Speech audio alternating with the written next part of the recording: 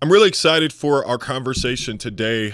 Racial tension in our churches is something that I think over the last 3 to 4 years, people have probably felt at an all-time high. And just so you know, we're about to head into another election cycle that I would say most churches are nowhere close to ready for. But either way it goes, we're about to go right back into the storm. And the question to some degree goes, especially for diverse movements or diverse church cultures that really pride themselves on having a multicultural sort of ethic, the question is, does racism still function in those cultures that maybe in some ways feel like they have solved or cured racism? And today I have a guest that I think is uniquely qualified for many different reasons. A lot of times when I have someone come on, they're not necessarily in the full-time ministry. I talk about the church all the time. The church isn't just the church, it's also an employer. And one of the things I've noticed, one of the things I'm really excited about in terms of this conversation is I'm going to be able to talk to a minister, someone who is currently paid by the church, but who is openly talking about racism that happens in churches. And so I've got Kevin Holland today. Kevin serves as a senior pastor of Turning Point Church, Los Angeles, and an evangelist and elder with the Los Angeles International Church of Christ. He has a Master of Arts in Christian Ministry degree from Harding School of Theology, go Harding, is a coach in the Racial Justice and Unity Center Network, is a member of the Christians Seeking Justice National Justice Ministry, and mentors church leaders around the United States. He and his wife, Tracena, is that how we say her name? Tracena. Tracena. Tracena. Trey. Just call her Trey. Okay. Have two daughters, Tory and Kennidy, a son-in-law, Tory's husband, Derrick Hinton, and a perfect granddaughter, Mia Love Hinton. Kevin, welcome to the channel. Hey, man. Thank you. Honored to be here. So happy to see you. So happy to be on.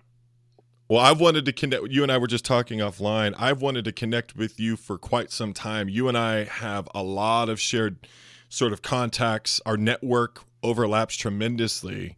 As Yes. I'm getting ready to write a book with Michael Burns on the traumatic effects of intergenerational racism and so forth. You and I'm really excited about this conversation today for many reasons. Well, I again appreciate you having me on, and I'm excited as well. My street cred here in LA has been boosted by the fact that I'm going to be on the Kyle Spears podcast. So Oh, thank that's you. humbling. That's definitely humbling. Well, let's start out with the basic question. Tell us a little bit about your conversion and why you went into the ministry. Okay. I grew up in Chicago, Illinois, and was recruited by the late Sybil Mobley, who was the dean at Florida A&M University. It's HBCU in Tallahassee, Florida, capital city of Florida. The big state school there is Florida State University. And I was a freshman in the winter of 1979. Yes, that many years ago, and there had begun a campus ministry planted from Crossroads by Bruce and Robin Williams, called that became a part of the Call Street Church of Christ, and they had a campus ministry at FSU, and there were a group of people that began to reach out to Florida A&M University FAMU, and so I met Bill Whiteman and Dave Moss, who coincidentally David Moss is still an elder. He's out here in the Lighthouse region of the LA church. He's an elder, and he and Bill reached out to me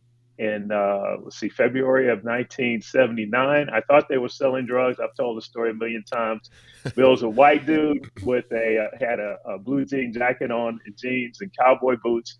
Dave Moss, dark skinned black dude, trench coat, gym shoes. Thought they were selling drugs on the second floor of Young Hall. Why would these two unlikely people be together? And ended up invite me to a Bible study. And I had one of those moments where your head says, I don't want anything to do with this. And your mouth says, sure, I'd be open. So anyway, convicted, obviously not in the life of a disciple, really inspired by their level of love and commitment. And so I was baptized on March 12th, 1979. And back in that day, I was a part of campus ministry leadership, Campus Advance back then. which is, I think, was the precursor to Alpha Omega. Didn't want to go into the ministry. Most of the guys in the ministry sort of the vibe, and I don't mean this negatively, but sort of blue blazers, khaki pants, weeds and loafers, kind of frat dude.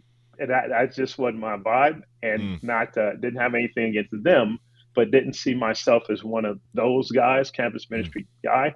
But graduated, got a job as a banker in Atlanta. It was involved in the Lennox Church of Christ, which Sam Lane was a minister there, dear friend, and was in an urban setting and saw the vision of, if you devote yourself to full-time ministry, you get to spend the brunt of your time helping people fall in love with God and get their eternal destiny on straight. And I just thought, mm. man, that's what I want to devote my life to, helping people understand how valuable they are to God, that He is real, they bear His image and therefore have value, and that He does exist and does want them to know that He's with them. So that was inspiration for going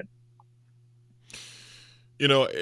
Like I was saying a little bit ago, it it's almost taboo nowadays to talk about some of the culture things. As we were just on in passing with Will Archer. Those of you, today I've got a very loaded day. I had the spiritual abuse live stream last night, and then today I've got back-to-back interviews with Will Archer and with Kevin, and we were just kind of talking in the last interview about culture is really at the crux. And, culture is something that can be controlled by dominant culture, right? Even the term dominant culture, if you're watching this right now, I want you to notice what that just kicked in your body. What did you just feel when I said dominant culture? Did you feel shame? Did you feel attack? Did you feel like this just got politicized? Be curious, right? The body holds the story. One of the things I've noticed about a lot of ministry staff who have been in a ministry position during this pandemic and all the racial politics stuff is many of them have had to go they've had to keep their mouths shut. You kind of breaking the mold here a little bit. You've been a minister and an advocate for social justice, and you've been openly talking about it. Again, many ministers feel very reticent, like, oh, I can't. This is taboo. What's allowed you to take a stand? I mean, you're in ministry. Are you out of your mind? I mean, how do you do this? Well, probably the majority of people that know me would probably say the latter. He's out of his mind, and they deal with me. But I appreciate the question. It's such a great question, and honestly, the past several years, 2020 on, I've told people, for me, and I feel I just think it was the Spirit's leading.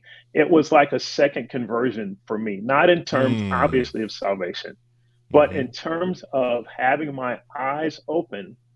It's not as though I didn't realize I'm an American citizen in dark skin and all that means until 2020. But it was the magnitude, the degree, the depth of the problem of racism in the United States, and also uh, realizing that our church, as life giving and God filled and spirit filled and heroically faithful and evangelistic as we have been and still are, we still are an American institution, and therefore Mm. we have some of the same strengths of other parts of American culture and some of the weaknesses. I was talking with someone yesterday about, some of the things we've inherited from the American Restoration movement, our family of origin.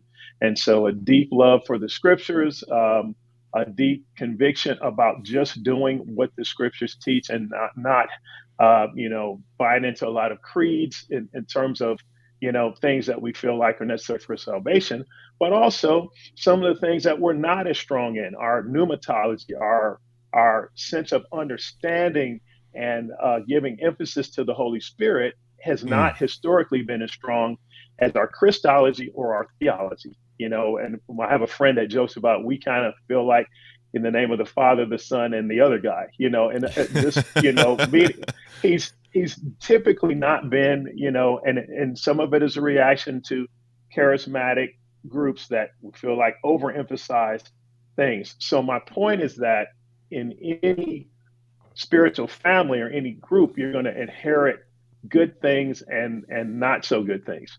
And one of the things I believe we've inherited from our roots is this idea of being apolitical. And that is Mm. what so many ministers and I have been conditioned. I think that's a huge word. We've been conditioned to think that's the way to be. Politics is inherently divisive, and you're a minister, you're trying to reach, red and blue. Uh, Rick Warren's famous for saying, "I'm not right wing, I'm not left wing. I like the whole bird. I want both wings." And so the idea is to not be caught in, red or blue and that kind of thing. But what has been obvious, particularly over the past several years, is that beneath people's political ideas lurks un, undealt with parts of their heart Mm. and unchallenged biases or blind spots, or as well as things people have on right, and we're just used to, hey, don't talk about politics. It's as though we're not comfortable being challenged in that area. And I also I don't believe it's a political issue. So I ask people, so the Voting Rights Act and the Civil Rights Acts of 64 and 65, were those political or were they moral? Was the civil rights Mm. movement political or moral? Mm. King famously talked about, a law might not make a man love me, but it can keep him from lynching me, which I think is Mm. important. And so I don't, I don't, I don't accept that, to me, false dichotomy or false frame.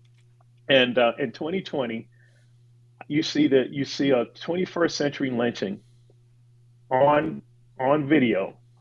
You see the incredible, just deeply evil, uh, cavalier attitude of the murderer. You see this spasm of anger and grief pouring out around the whole world, millions and millions of people saying this is wrong. It wasn't just this act, it's the fact that this act could happen in 2020, and that there's so much, so many people of color. This is a tangent, Cal, but something I realized, you could do this in our churches.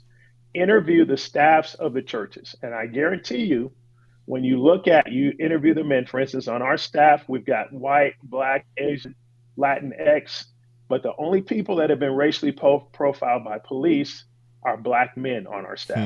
And Hmm. coincidentally, who would have known, all of us from different backgrounds, different parts of the country? So that experience of uh, either police brutality in its largest form, or just a different way of being treated by police. And I've had both great experiences and horrible experiences at the hands of white policemen, black as well.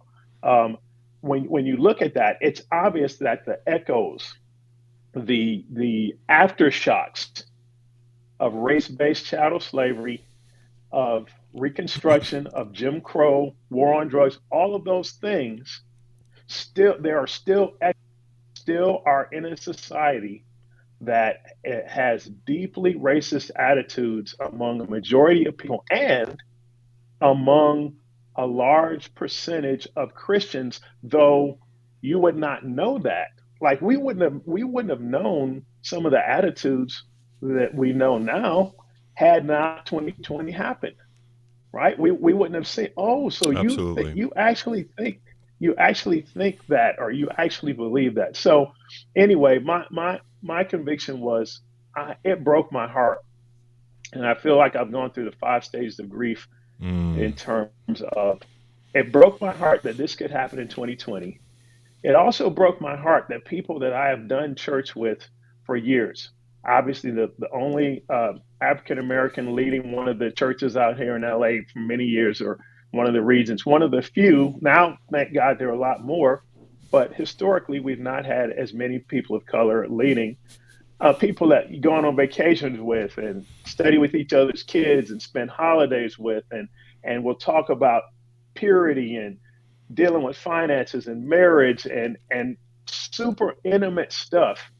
But when it comes to this area, now all of a sudden I feel like I'm on my own. You don't want to talk about this, or you don't want to. Why is it that people in the church are less outraged? They're less indignant. They're less filled with empathy and compassion than people that I see marching on the street that I don't even know. It just hit me as there's something wrong here. And my feeling was, okay, I may make a lot of mistakes in the future, but one of them I'm not going to make is I'm not going to be silent anymore about racial injustice, in racist attitudes, or micro and macro aggressions in the church, stuff I see outside of the church. I'm not going to be silent and complicit anymore. And I feel ashamed that for many years, I mean, and I've spoken out before.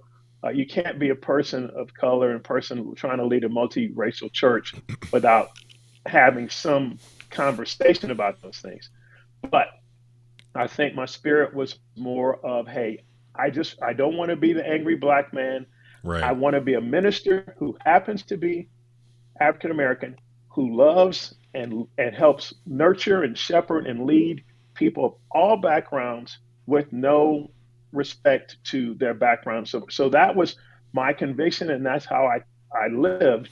But I also feel like that did a disservice pretending as though racism doesn't exist in the church because we're diverse, and Hmm. pretending that just ignoring it in the name of being apolitical would be helpful. And of course, it benefits you. If you're in the dominant culture, you can afford to be apolitical if the political system has been designed from the beginning to advantage you and disadvantage others.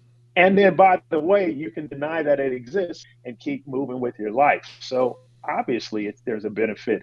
American Restoration Movement, on sidelines during civil rights, you know, the Harding School of Theology wasn't integrated, didn't have uh, people of color until 1963. So anyway, I'm just saying that that dichotomy exists. You can be diverse, you can love people of color, and still have um, either indifference toward racism, or have racist attitudes that are beneath the surface.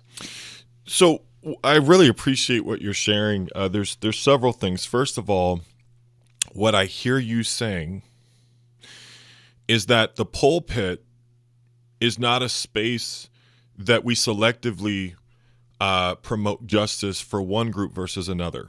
That you see the pulpit space differently. I think the pulpit space has become very confusing for people, Hmm. but it doesn't sound Hmm. like it's confusing for you, and I think that's important. Number Hmm. one, I think I like to play devil's advocate because I used to be one of these opposers. Actually, I used to shut Hmm. down Hmm. my grandparents. I used to shut down disciples who would talk about it. Oh, I'd shut them down hard.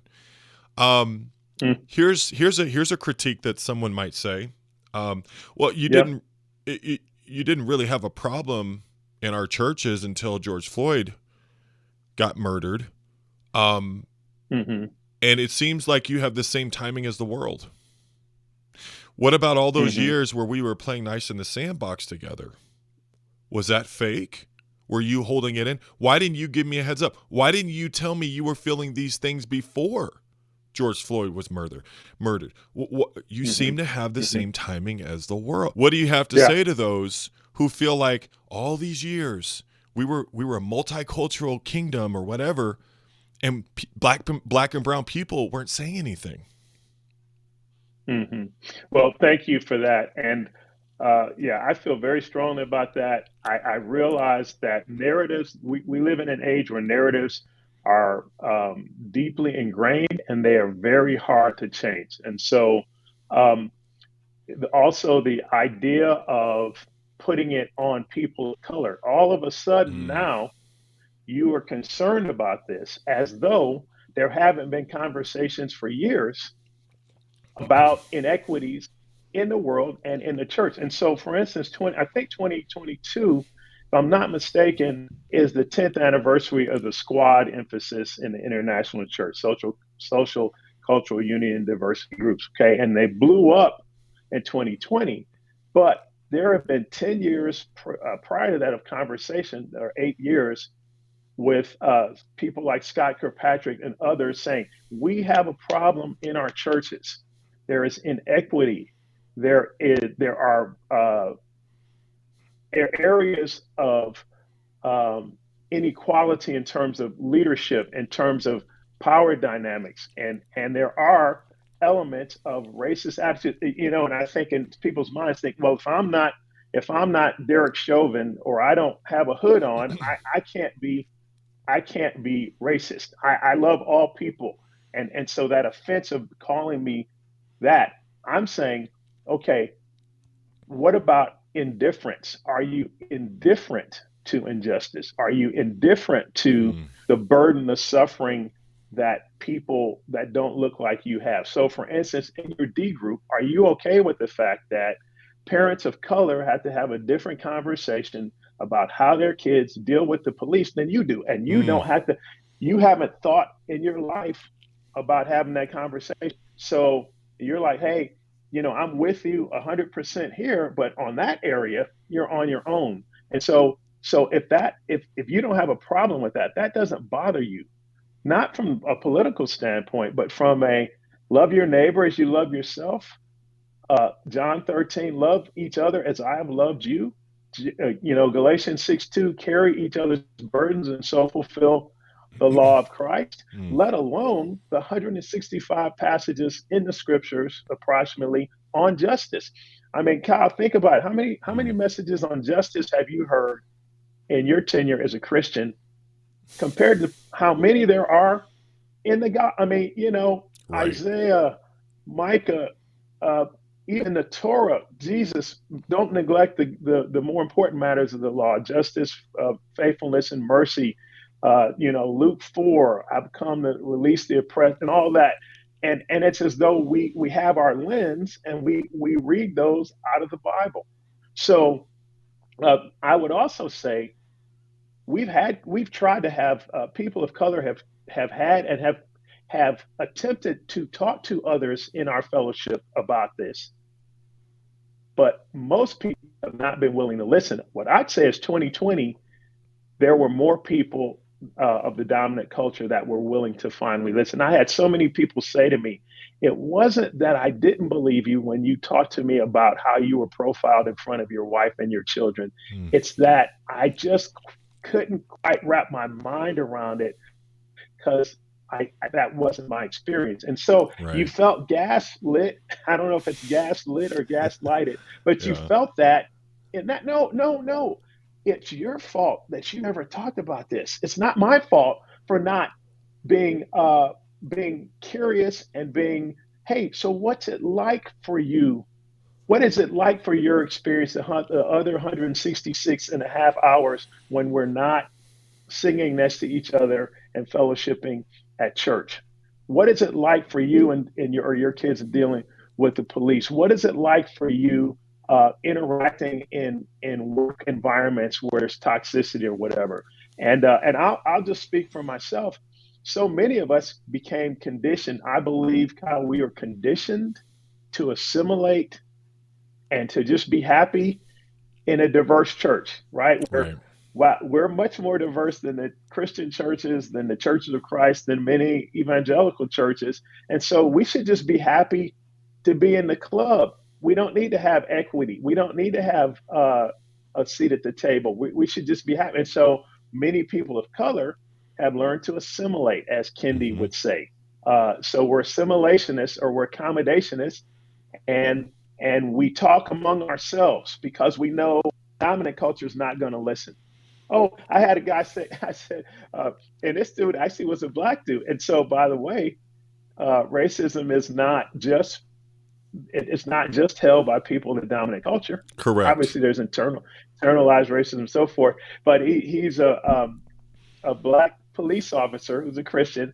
And I said, so why is it out of 12 people on our staff, the only people who've been profiled and treated with aggression by police are black guys? He said, well, I don't know. Were you doing anything suspicious? That sort of thing. And I Oh. mean, and I'm a 40-year Oh man.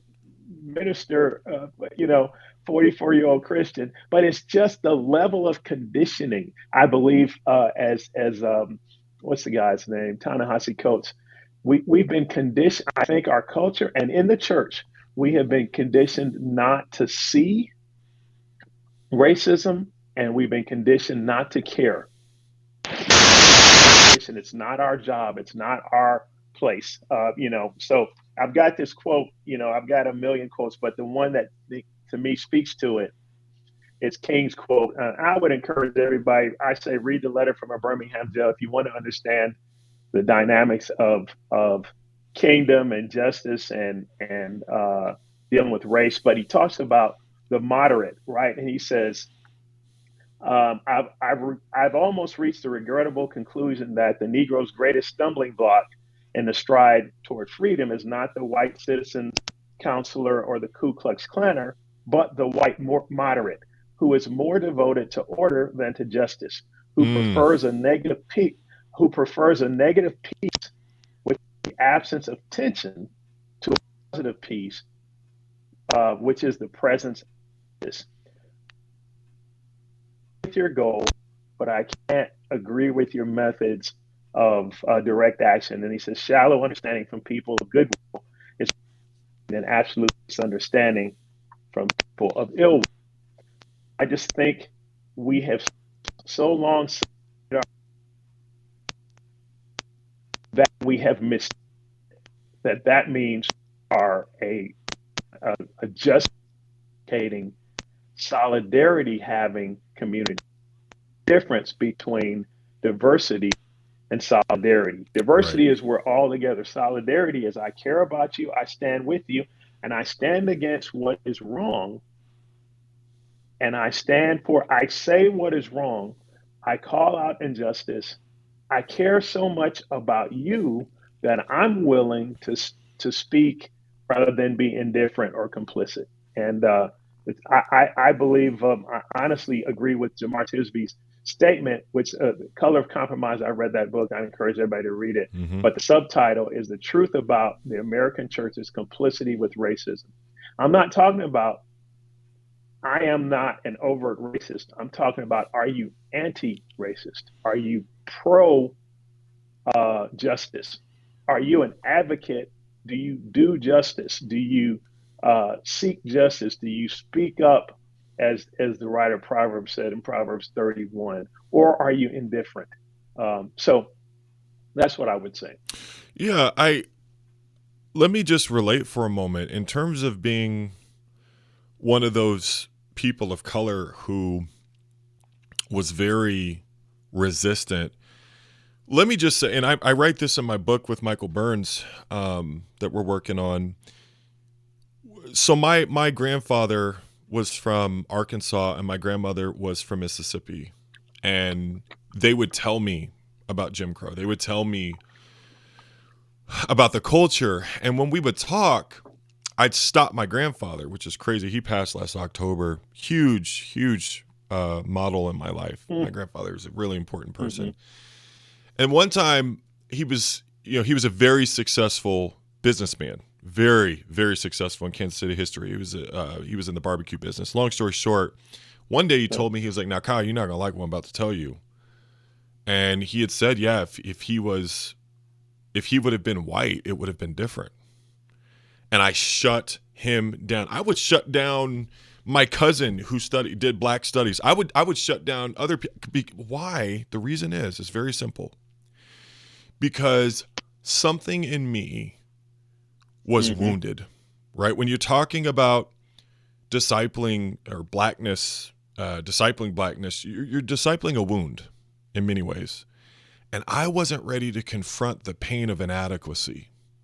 I wasn't ready to confront wishing I was white since I was a young kid, trying to do my hair like the white kids at school. I never wanted to confront that. I just wanted to join a diverse church where I didn't have to deal with it. And so the assimilation could go underground. I had a way to assimilate and not deal with the pain. And some of us listening right now, you might hear me as saying, "Oh, okay, so are you on the other side of it now? Are you BLM now, Kyle? Are you a Marxist person? Are you CRT now, Kyle?" I'm married to a white woman. Okay. And her family now is very much enjoying to the struggle because their grandkids are not looked at as white, they're looked at as black. Like everything changes. And I would tell people too, if you think you're multicultural, that's fine. That's great. You may be. But the game changes when you talk about marriage, even in the churches. That's when things change. That's how you find out what people Mm-hmm. really feel. But Mm-hmm. it's just been amazing to see my wife's family embrace. And some of you will not appreciate what I'm about to say. My wife has a shirt that says, "I can't calm down. I have a black son." I know that's offensive to some of Well, you. I know that. And I hear you. And your bodies are probably freaking out based off of what I'm saying. But this is part of what I see in terms of a disconnect is, and then in 2020, a little bit before that is when I really started sort of, this term woke has been hijacked, unfortunately. But 2020 is when I decided not to just become someone who was aware of the struggle. 2020 and a little bit before that was when I finally decided I need to deal with this pain. I need to deal with this inadequacy wound. And so I think some people in a multicultural setting have made that a place, and that is a place of escapism. I know some of you mm-hmm. don't hear this Mm-hmm. side of me come out very much. I know, but I'm not going to sit here and apologize and be an emotional butler. I need to be honest and say that there is an experience that even those of us, the black and brown folks, can at times suppress. And there are a lot of black ministers. Be surprised how many black ministers, you never know what they really feel. Not just black, but black and brown people. So anyway, I wanted Mm-hmm. to share that before we transition to Wow. our next question, because part of my thing was I just felt like all it did was cause more division.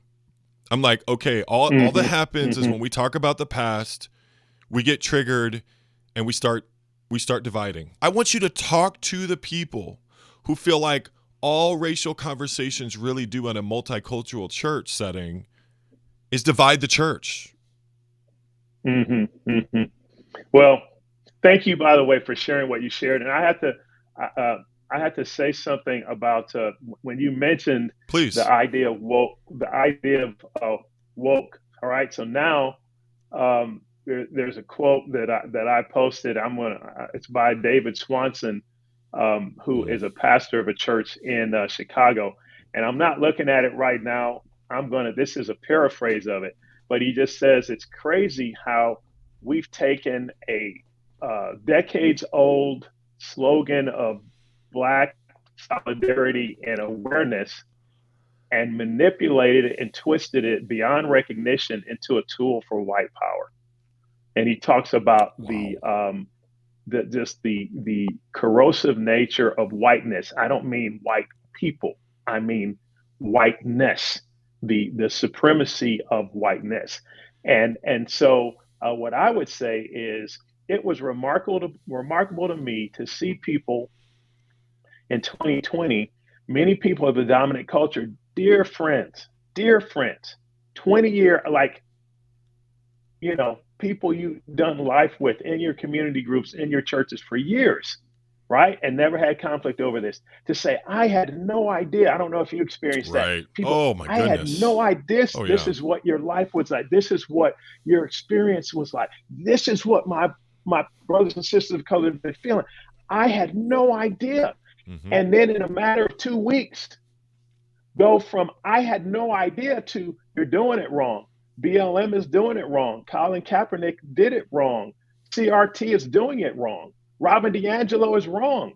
White fragility is not a thing. So from I had no idea to now I'm an expert in race relations in the United States in the church, and it just Oh. shows the I believe the idea of supremacy of the dominant culture is I think programmed into the prefrontal cortex of people of all cultures because it is the atmosphere and it has been in American society for hundreds of years. Is it to a lesser degree than it was 200 years ago? Yes, but it's still deeply in the foundation. And so people went from I didn't know to know, hey, I know this BLM is wrong. And how is a group that really is more similar to King's the civil rights movement of the 60s than any other group that has spoken up for the sake of Black and brown people, say your life matters? How has that been so demonized that that's wrong? Well, they're Marxist, or they're Leninists. They said the exact same things about King. And what's the point of that? They're okay. So the problem isn't racism and the Derek Chauvins of the world. The problem is BLM. They're bad. CRT. Nobody can define what the heck it is. But the point is, it's bad. Oh no, my kids are going to be taught to hate themselves. No, what about teaching an honest, unsanitized history to all of our kids? But what has happened is because of the dominant culture, I would say, one of the teachers that that's what's happened. And by the way, people are saying, hey, you're responding just like the world. You know what? So is the church. The world. And that's one of my people, I talk to people and say, well, we're the kingdom. Yes, but we are an American church with a Eurocentric, patriarchal lens through which we have seen the world and how we've ministered. And so we reflect the world a lot more than we want to admit. What's going on in the world? You had the burgeoning of a racial reckoning in 2020, and then you had a backlash to it, as has happened throughout American history. When there's racial progress, a Black president, end of slavery, Brown versus Board of Education, civil rights movement, there's always a backlash. We're living in a period of backlash. Why is anti-Semitism, anti-Asian hate, violent rhetoric, so forth, why are those on the rise and have been for the past several years? It's a backlash. And in the church, we've seen a backlash. People who were hey, no, please teach me. And we read Michael Burns' books, and we watch documentaries, and we have talks, and we join squads. But now, I'm not so sure. Maybe that was an overreaction. Maybe maybe people are just being emotional and not dealing with, the facts and so forth. And so I wish that I had the courage of many BLM members. And I wish that I had the conviction to actually study something on critical race theory. People that think it's absurd. So race didn't have any function in the development of the United States of America. Race-based chattel slavery since 1619 is irrelevant. Politicians in Florida of European descent are now experts on the right way to teach African American history. Hey man, and in the church, I hate to say it, but in the church, actually, I have learned that someone's faith has very little to do with their convictions, their views on race, and their convictions about racism from the research that I've done. And I could go into a lot. Well, do we have? Can I read some? Yes, you can. But let me just say one of the challenges whenever you directly address racism, people typically will retreat into their individualism. Okay. That's not me, Kevin. I get it. That's Derrick. You mentioned that earlier, but that retreats into individualism. I think to some degree, number one, we need to be very curious about that. Okay. Why are we retreating into individualism when we're talking about the empire? So this is the other thing that I think is kind of connected and I've recently learned, I was talking to my boy, BK Apologist, Alfredo Valentin in New York, holla. Okay. He's incredible. I said, here's what I'm starting to understand. And this goes to your point, that when we swear our allegiance to Christ, I've made this mistake in thinking, even with my own self, that means the same thing, that I've turned my back on empire. No. I think to some degree we can swear our allegiance to Christ, but in Galatians 2, we got to be very mindful, because Peter makes the very mistake that we're talking about. And it's interesting, as we reimagine Galatians 2, who we imagine ourselves to be. We always see ourselves as Paul. We never see ourselves as Peter.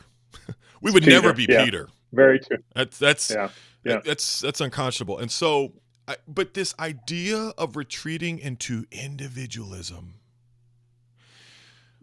the pulpit is a space where you address the body as a whole.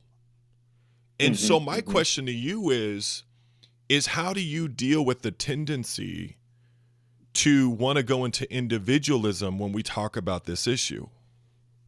Yeah, that's a great question. And man, there's so many defense mechanisms, and we are conditioned. I did a speech, and I had someone after the speech say, I thought he wasn't there, but he listened to the record. He said, I thought you were calling me a racist.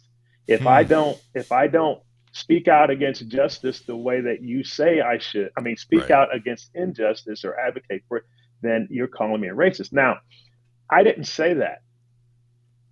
Anywhere in the speech, I never said anything like that. I said, I would apologize if I said something, but you are so used to, you had a strong reaction, so I inherently must have said something wrong. What about the possibility that you've got a bias that you've never dealt with, that you got offended by?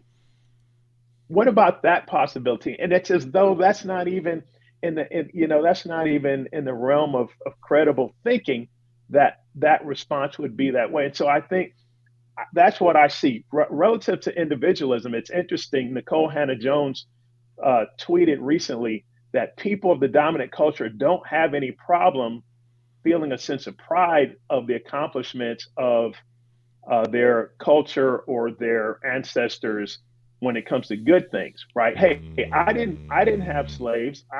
So don't put that on me. I didn't do anything about that. But I'm proud that, whatever my family immigrated here, or we fought the Revolutionary War, or whatever it is. But we can't have a sense of responsibility. Abraham Heschel, the famous late Jewish rabbi that marched with King, as he was dealing with, and something I think that would help Kyle is we would look at this, compare it to the conviction against anti-Semitism, in light of the Holocaust. And you got the Holocaust deniers. By the way, there's a rise in the United States of Nazism. There's a rise in the United States right now in terms of white Christian nationalism. They are. So those are realities that are in the church and outside of the church. But when it comes to the idea of individuality, Abraham Heschel said his quote was something to the effect of, "Some are guilty, all are responsible." I love that. And thinking about the Holocaust. So if you're in Germany in the 30s, whatever, did you stand up? Did you speak out? Did you say this is wrong? Right? And he said, okay, I wasn't there. It's 2023. Some are guilty, but all are responsible. If I'm an image bearer and a Christian, and I'm someone that is devoted to speaking the truth in love and loving my neighbor as myself and being one who does justice and righteousness, that's why I should care about this. It's not, hey, individually, I'm happy because I'm not a racist. I'm happy because I treat everybody with love. And I get the idea, hey man, I've had multicultural relationships as a Christian forever. And I've had people in my home. I have not discriminated. Amen. But have you spoken out when injustices have been done to people in your community group? We had a woman in one of our sister churches be profiled and roughed up by some police going to a church service here less than a year ago. It still happens. Does the church say anything? Do we stand up? Do we, when there's, when there are crimes and things that happen, do we say anything? That is individual discipleship. That is me being a disciple saying, I am responsible to try to love people and to try to speak out for what's right. And I can't just go and, well, I can, but it's selfish. Like I had a guy say, well, there's a guy said, hey, I didn't sign up to be, and I became a Christian. I didn't sign up to be an advocate. I didn't sign up to be an activist. I just want to love God and be a Christian. But you did sign up to speak the truth and to love your neighbor and to care enough about your, Kyle is in your group. Are you okay? Are you going to love the whole Kyle, or are you going to love the assimilated Kyle that mutes himself and doesn't share about what it's like to be in brown skin in the country? Are you going to love the whole person? That's what I think the challenge before the church is. It's going from cheap diversity, as David Swanson said, diversity that doesn't cost me anything. I have no risk. I don't have to be uncomfortable, to solidarity where I stand with and for other image bearers. And I am willing to call out injustice and not ignore and be complicit with it. And to me, that's the choice. Either I'm going to be complicit or I am going to stand in opposition. I think with the tough thing, Kevin, is I'm starting to realize as I'm having to really get my head around this in a not just systemic way, but a systematic versus systemic. So one is this idea that you can change one thing and then it'll create change throughout the system. That doesn't work. That's systematic. Mm-hmm. I just need to, mess with the gears on that. No, systemic change is change on every level. Mm-hmm. And so I think to some degree, there's a lot of people when they think about systemic change, that change is needed in every area. They feel, I think a lot of white brothers and sisters feel absolutely powerless. And many of them, they hear, like, let's not be dumb. Like when I'm around, I'm going to just say it. When I'm around people of color, there at times can be a freedom to express certain things, even in the kingdom or the church. I know for a fact when white folks are together, just like with black folks, there is a level or a depth, and they hear things. And so I think to some degree, I think there's a lot of white folks who feel powerless because their neighbor who makes this, anti-Semitic, or whatever, they're like, well, what am I supposed to do? Again, individualism creates a powerlessness towards systemic change. And so what do you have to say? Because I think the metric has been, well, if we just convert people, again, swearing our allegiance to Christ back on empire, if we just convert the police officer, if we had converted Derek Chauvin, he wouldn't have done that. What I hear you saying is that swearing your allegiance to Christ doesn't necessarily mean that you aren't in some way still very much committed to empire. And so evangelizing is it doesn't seem like it's the most holistic solution. In other words, the way we define evangelism doesn't seem to be as holistic as God's vision for evangelism. So anyway, the powerlessness, man, is there that's something so you'd good. like to say about that? Yeah. We can feel that way too. And there are many people of color that feel like in our fellowship that just feel like there's no hope. We've had this conversation. I've tried. I know one guy, he says, I've given up on the church. I've tried to have this conversation. I've had it so many times and people just won't listen. And you look at the enormity of the problem. How am I going to make a dent in a 400 and whatever 2-year, 3-year trend toward white supremacy? And because it's better now doesn't mean that it's what God would desire. And if there's no Jew or Gentile, slave or free, male or female, we're all one. If that is the case and we want to actualize that, live that, we've got more to do. And it's like anything else. Hey, I can't save the world. Go evangelize the world. By the way, that's not, I don't know where that is in the scriptures, but the idea of, hey, we're going to change the world. That's been, our conviction of our fellowship of churches. And we all know, what can I do? I can love my neighbor. I can personally, in my social media, in my conversations, I can proactively say, If somebody makes a statement or a comment that is ungodly, or that is racist, or that is anti-Semitic, I can make a choice. Hey, I don't want to rock the boat. I don't want to offend this person. Or I could say, you know what? I appreciate our relationship. I appreciate our friendship. But I don't think that statement that's not helpful. I don't.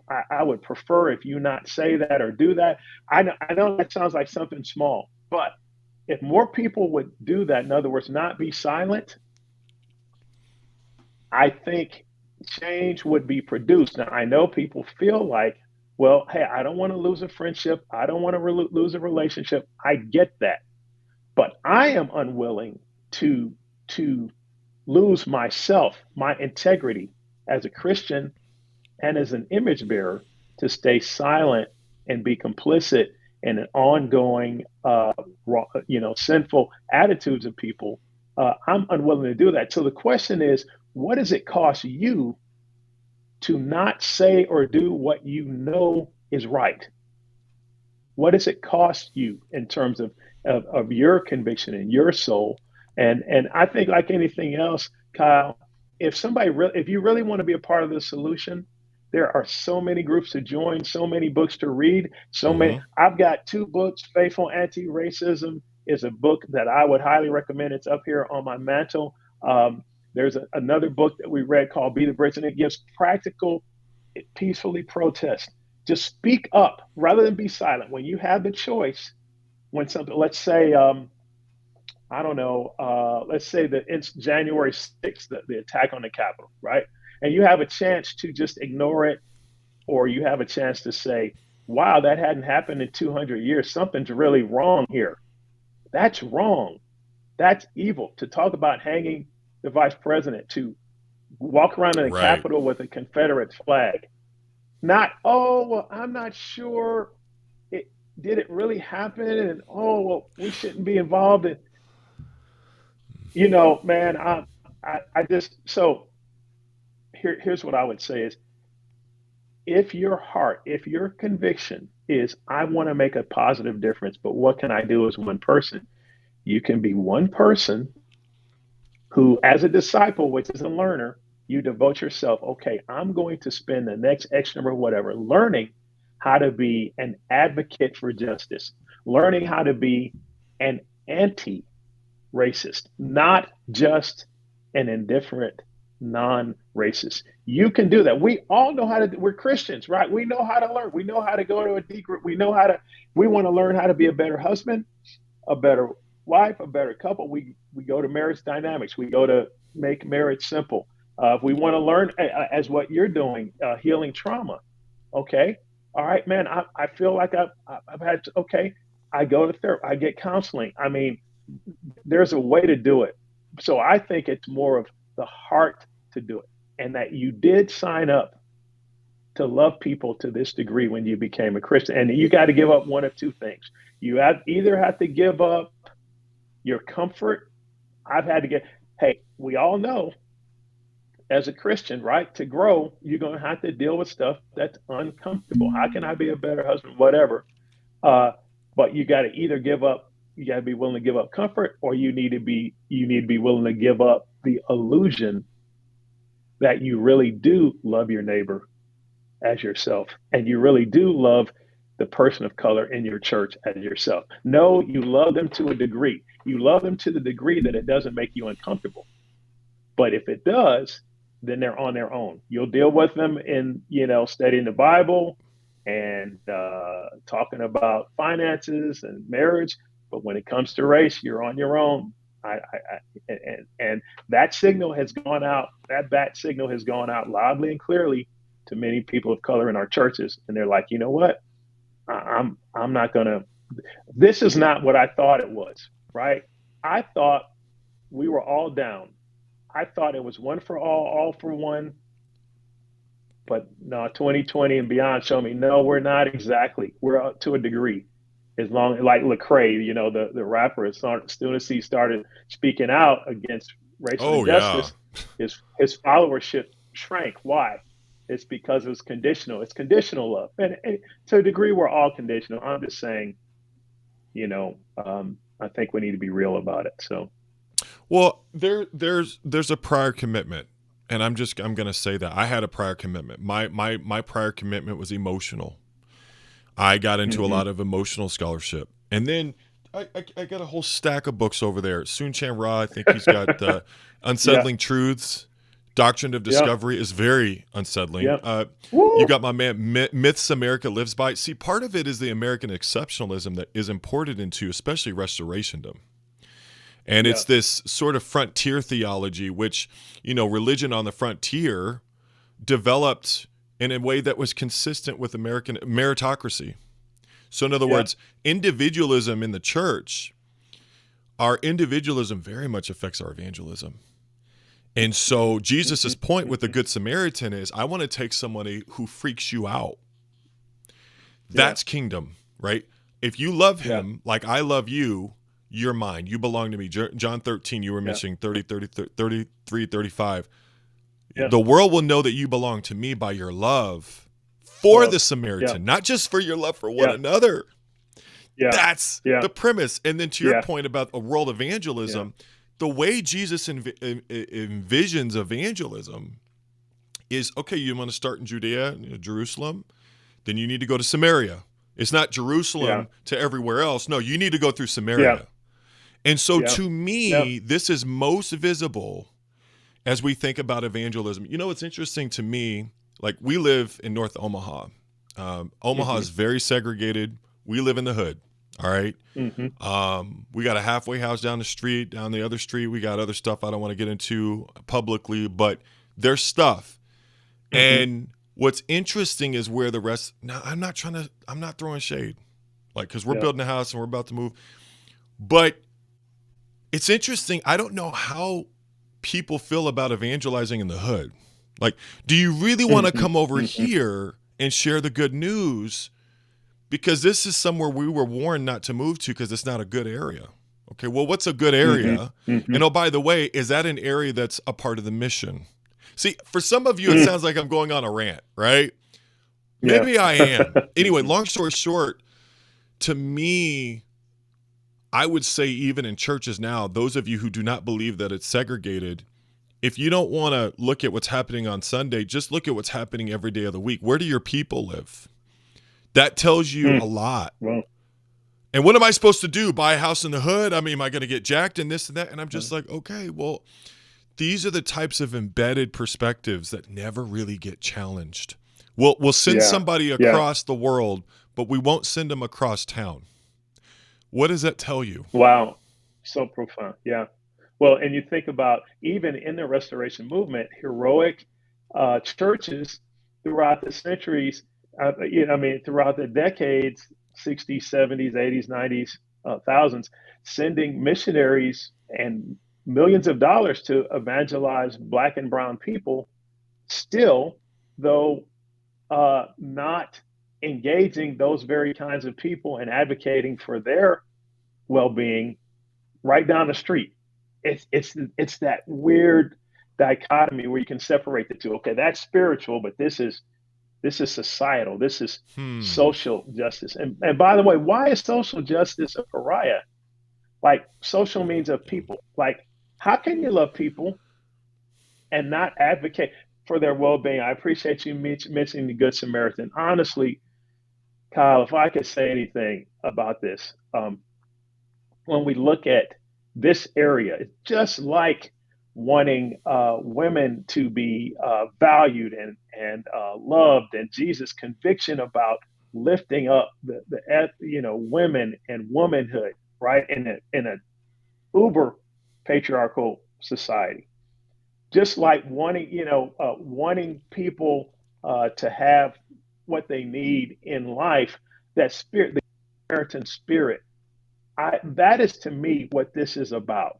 Hmm. It's about seeing somebody in need or who has been abused or who has been harmed historically or and in real time, and saying the heart of God is to stop what I'm doing and to go help this dude. Hmm. Whereas the people that had knew the word of God the best had the least, that had the those that had the word of God didn't have the heart of God. And here's this Oh, certain Samaritan wow. who Wow. didn't have, who by all, I mean, I'm sure he wasn't as versed as a Levite or a priest, and yet he has the heart of God. And I'll tell you, in 2020 we're marching, we're having these protests and we're marching and we're kneeling on Lancashire Boulevard in LA for either not, whatever it was, 8 minutes and 46 seconds or 9 minutes and 10 seconds, whatever it was. Mm, And we got people of all colors on their knees out here, all religious faith or no faith, who are joined by a common imago Dei, a common humanity, saying this is wrong. yeah. Why do they care more than people that I worship with? And isn't that an indictment that are we more Pharisaic, or are we more, do we have more of the heart of the Good Samaritan? That to me is, and my conviction is, hey, I know that there are many people that just aren't open. We have been conditioned for decades to not see this and to not care about it. So I know some of that condition isn't going to change, but I know there are some, it's always a minority. I know there's some who the Spirit has been nudging them. And I just want to say, why not have the ambition to be, I want to be more like the Good Samaritan, and I want to be less like the priest and Levite. And God cares about the widow, the Hmm. immigrant, the oppressed, the orphan.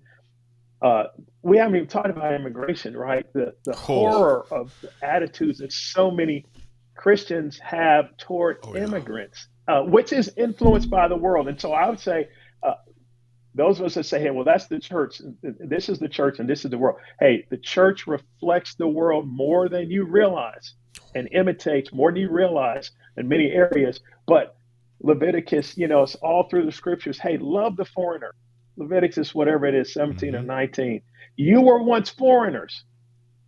Yeah. Love them, love your neighbors. I love myself, regardless of their circumstance. Doesn't mean that, we're for lawlessness, but it's just the way we can ignore the scriptures. We sure know which scriptures to glom onto and which ones to ignore, right? And love the immigrant, love the foreigner, do justice, speak out, help the oppressed.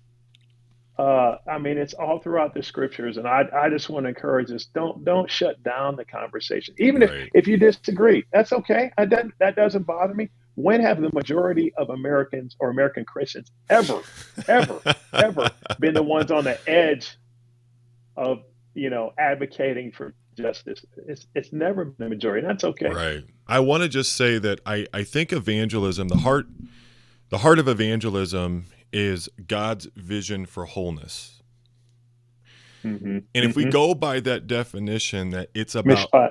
yes, God's vision for wholeness, meaning that you're going to take a person and all of their needs, and the church is supposed to be a place that considers the whole person and doesn't ask people Right. to leave parts of themselves at home. Right. And so the next generation, they have front row seats in this show. They are Hmm. seeing things and they are watching. They're looking. Even when they don't think we're watching, Kevin, you know this. They Yeah. see. And they see the perspective that Christians have about racism, about marginalization, and what we are seeing in terms of their attitude is they, in some ways, I think, see a lot of hypocrisy. Yep. So people ask questions about why are we not reaching our kids. I wonder if you're listening to this right now, I wonder if your kids, to some degree at times, have rejected your version of what you want them to accept because there is major hypocrisy in this area. And if they're pushing back, is it possible? Look, I'm not saying that I've got all the answers, but is it possible, just asking a question, that part of what they're pushing back on is this incongruence that Kevin is talking. What you're talking about in terms of the incongruence, Kevin, that something is not matching up. And so I just wonder, in your dialogue with the next generation, what's been their perspective? Wow, thank you for that question. And it's always multifaceted. This generation has gone through a lot, Mm, so I think it's not just one thing. That's one that I will say that definitively we would do well not to try to black and white it and oversimplify it. However, there's been a conversation going on in our churches about what is the greatest danger of facing our churches.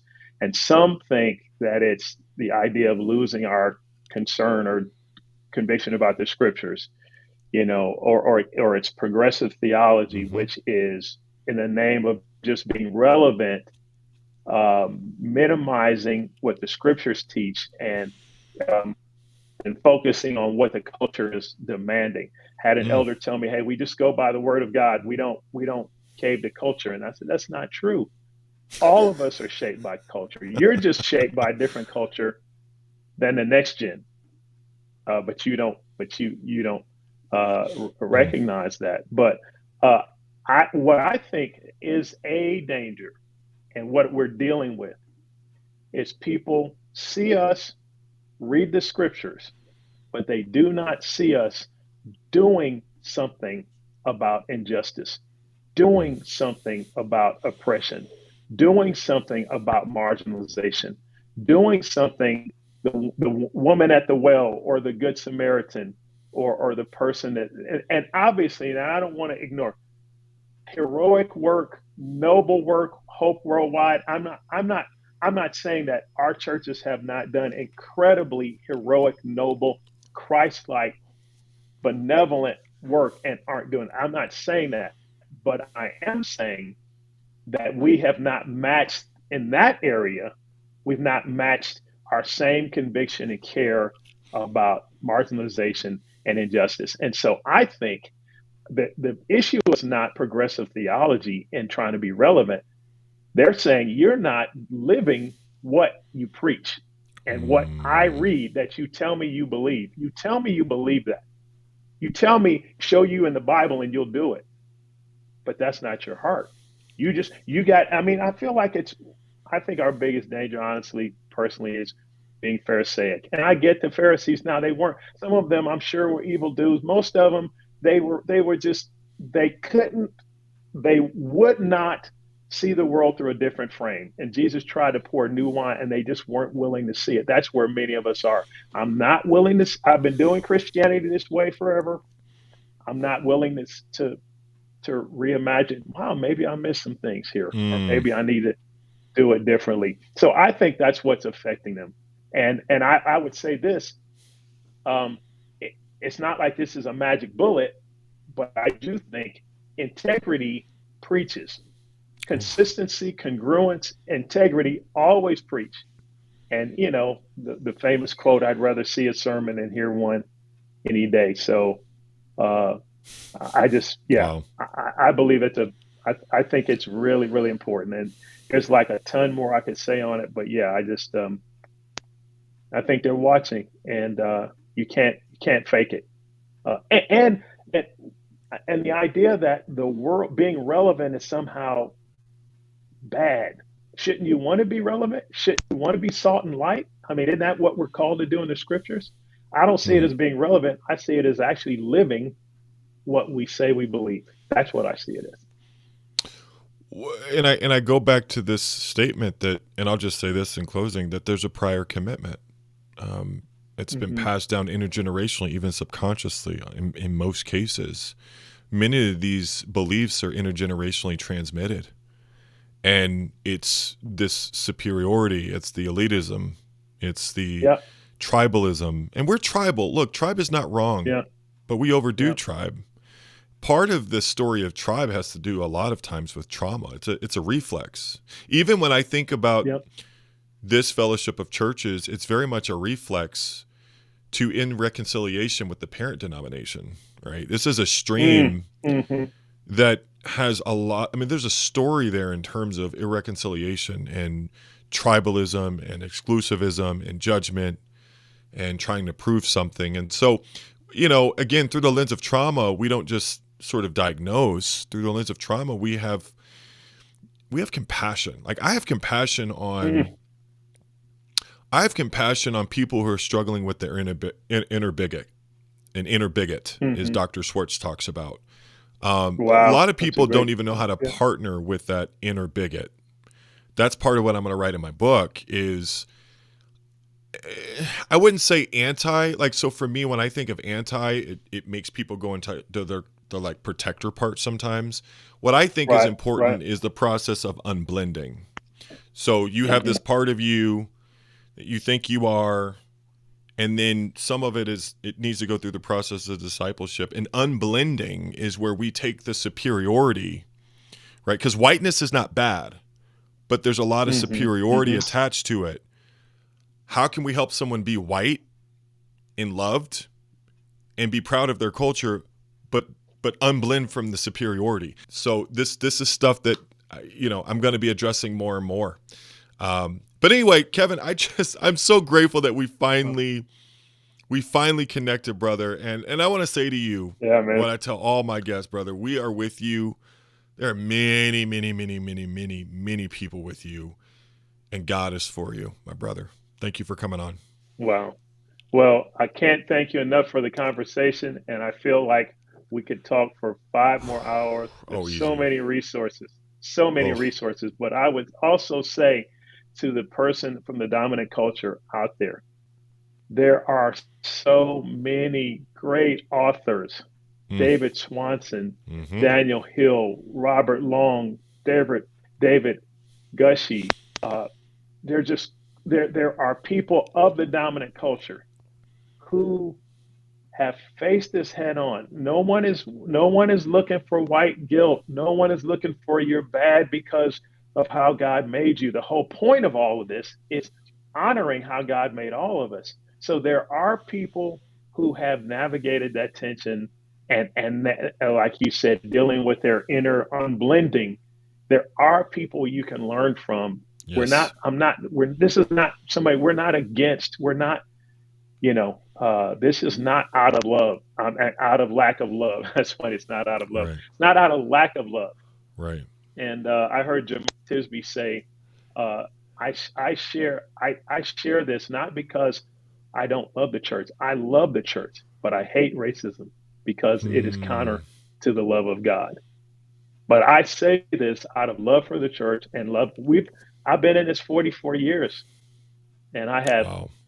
countless dear friends of every background that we've ministered to each other, and we all want to make it to the end, and we all want to be our best image bearing selves and best Jesus following selves.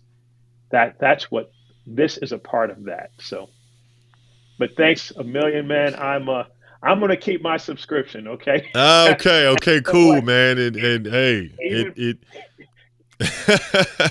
Yeah. even Nowadays, before we met.